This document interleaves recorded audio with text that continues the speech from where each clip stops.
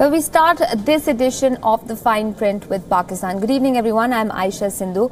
Will the Milli Muslim League or the MML contest elections in Pakistan July?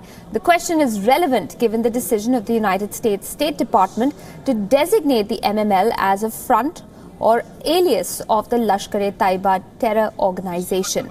Also included were 7 office bearers of the organization and the Tehreek-e-Azadi-e-Kashmir. The State Department's coordinator for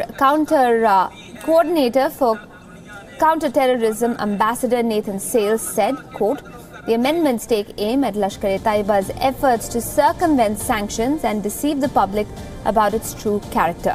Make no mistake, whatever LET chooses to call itself, it remains a violent terrorist group.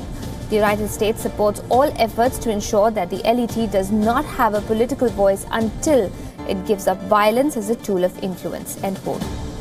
The aim is to deny the Lashkar the resources it needs for more terrorist attacks. The Lashkar's properties and interests in the United States are blocked.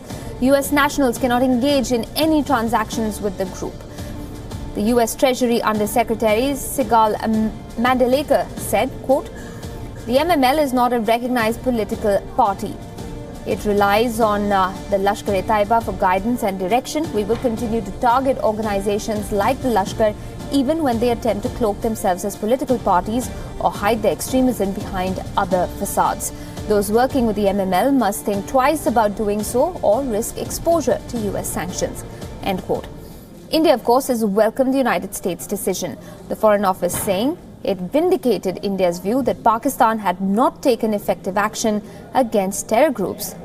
But statements are not a strategy, and since Pakistan is in India's backyard, our diplomats and security experts need to think through their Pakistan policy. Now, much will depend on how the Pakistani army responds. The army has been most active in pushing a political role for various jihadi outfits that it supports. The army believes that it needs a loyal constituency in parliament and considers the current lot of political parties as unreliable and not subservient enough. The Lashkar and its affiliates are considered among the top favourites of the military, but the move to politically legitimize them has seen some ups and downs. The Election Commission, for instance, had rejected its application to register as a political party. I'm talking about the Milli Muslim League. In March, the Islamabad High Court struck down that decision. The government then took over all the assets of the Lashkar-e-Taiba. This included all property of the Falai-e-Insaniyat and Jamaat-ud-Dawa foundations. But the question is, what happens now? On Tuesday, the Election Commission directed the MML to get a clearance certificate from the Interior Ministry to process its case for registration. It must give a list of its 2,000 members along with their fingerprints by the 2nd of May. The elections are in July and time is short. It remains to be seen what stratagem the MML and its army backers will come up with.